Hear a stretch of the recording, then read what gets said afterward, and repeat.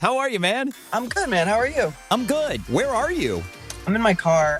My girlfriend has she's a therapist and she has a session. Let's crash it. Yeah, I know, right? It's HIPAA confidential. And I'm roaming around. But how perfect is that, being in a relationship with a therapist? Oh, man, it's awesome. It's so great. It's so great. Every past girlfriend of mine has overanalyzed everything as it is. I could just imagine if they were a therapist. She literally has a degree in it. She has a master's degree in analyzing people. What you're saying is there's no winning in an argument for you. No, even if I win, I still lose. That's the problem. I stopped trying.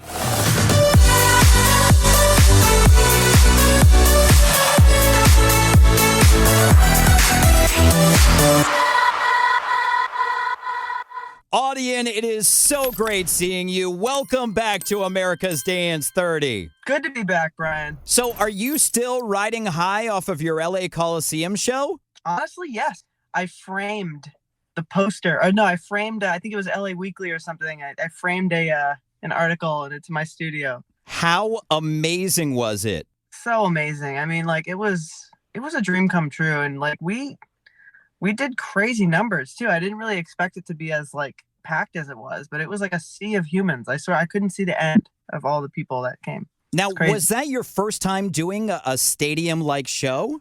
Yeah, honestly. And it was the first time it was my own show at that size. It felt like a festival. It felt like a festival, but it was a headline show. I mean, I can't even believe it. So this is going to be a weird question to answer, but what is it like going from a show like that back to doing normal club shows?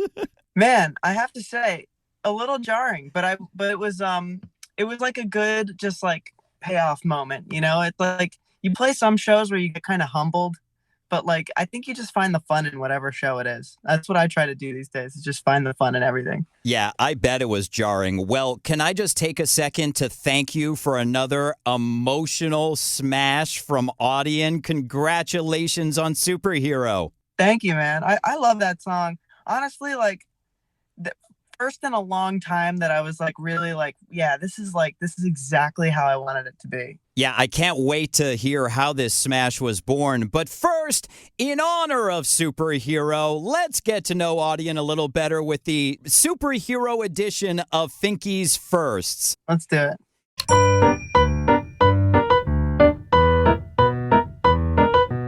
If you were a superhero, what would be your first choice of superhero to be? Batman. Really? What? It's the outfits, man. It's the outfits. He's fresh and he's got the car. Look at that car. All the different iterations of the Batmobile are insane. Insane. I'll take any of them. Plus, he's just super fly. Who wouldn't want to be Batman? Hold on a second. I don't know if this is a bad sign. We might need you to be Batman because our fire alarm is going off right now. No. I planned that. I went and pulled it for this interview. Great timing. Always something with you, Audien. I bring all the weird stuff with me. Back to the superhero discussion. If you were a superhero, who would be your first choice for a sidekick? Does it have to be a superhero sidekick, or could it be just anyone? It could be anybody. My dog. Yes! Emotional support, man. Batman can't be Batman without some fluffy love next to him. I absolutely love that answer because I would. You got your cats. Exactly. You got your cats. You know the vibe. I would totally. Now, what would be your first choice for superpower? Teleportation, because I hate flying. I hate no more. If I could just avoid American Airlines or Delta or anything. Can you imagine teleporting to shows? I would do way more shows. I don't think it's the actual flying that gets me. It's the security and the packing and the lead up and getting there. And all of that is what stresses me the F out. It's the whole just experience. But also, I'm convinced that my back is now shaped to an airplane seat. If you were to do an x-ray, there would be all the nuances of an American Airlines seat reflected in my back. Shots fired on American Airlines. Oh, they're not even the worst. I mean, United. Can you imagine their seats? Their seats are board. It's just it's like, I don't know, they're just really uncomfortable. Have you been on a Spirit Airlines flight? I actually took one, believe it or not, like a year ago, and it was because it was the only option out of I think it was EDC Orlando or something I was playing, and I was trying to get home after my set 'cause I had an earlier set, and I think I flew Spirit, and we were delayed for like 4 hours, like laying on the airport floor. It was the best. Did they ask you for any chewing gum to add to the wings? Oh no, duct tape? No duct tape. I was out of Oh, duct tape. horrible. Anyways, shots fired on them too. But where would be your first choice of superhero lair? Oof. I would say it'd be somewhere in Malibu, in some abandoned cave somewhere, because then I'm kind of near the stuff I like. I love Malibu, but like then I would still be hidden because I feel like that's how Malibu really is. You got like there's lots of like trails and like hikes and things you can hide and and you can like be near all the beaches and all the other stuff, you know. That definitely sounds awesome. I would probably choose a mountain though, and the only reason is just for like when you're going out to save the world, I think it would be so badass to like shoot out of the mountain like a Austin volcano Powers, like Dr. Evil type thing. I like that. Finally, in the superhero version of Finky's First, and this is going to be a deep one and probably a little depressing, but if you could breathe anyone back to life, who would you choose? Pierce Fulton. Oh, wow. Good choice. Man. That came to me quick too. You know, I miss him all the time, man. I still, every set, I play one of his songs to honor him. He was the best. Yeah, that was such a tragic loss. It was. Not to belittle that, but I would probably choose my cat that just passed away because, man, Oh, you didn't know? No, I didn't know. Yeah, Aiden passed away a few months ago, unfortunately. I'm so sorry. That's the worst. That's the worst. I appreciate it. It has been the worst. And, you know, even as I say that, I don't know if I would choose Aiden just because the awkwardness of breathing a cat back to life. I would maybe sneeze, honestly. Not gonna lie. How awkward.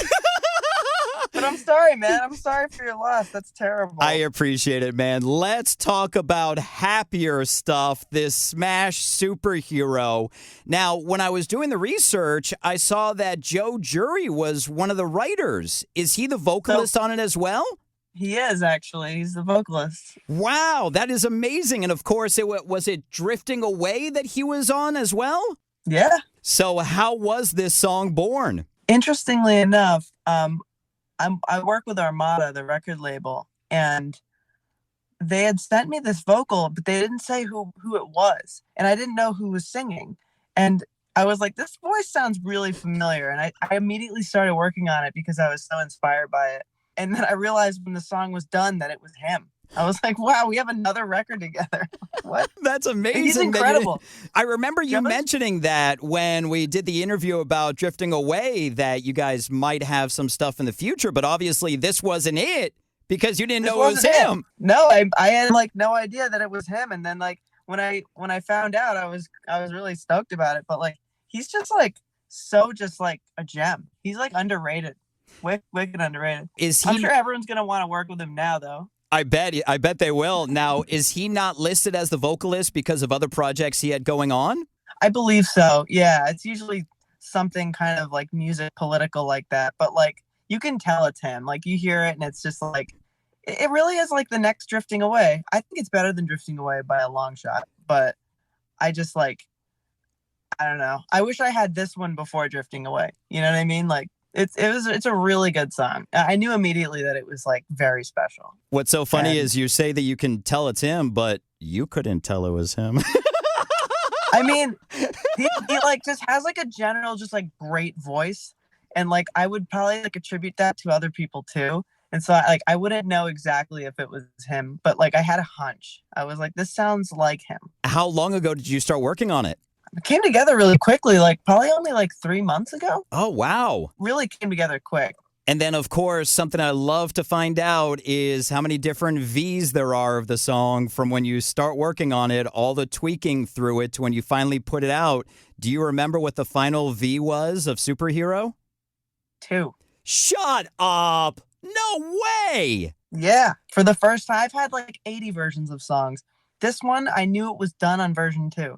I was playing out version 1, which just needed a little bit of sauce, and then I gave it the sauce, and then it's version 2, and that was the final. That is incredible. And that actually leads into the question I was going to ask next, which was, when was the first time you actually played it out? I played it out the very first time in San Francisco. I was playing a pool party at the Phoenix Hotel.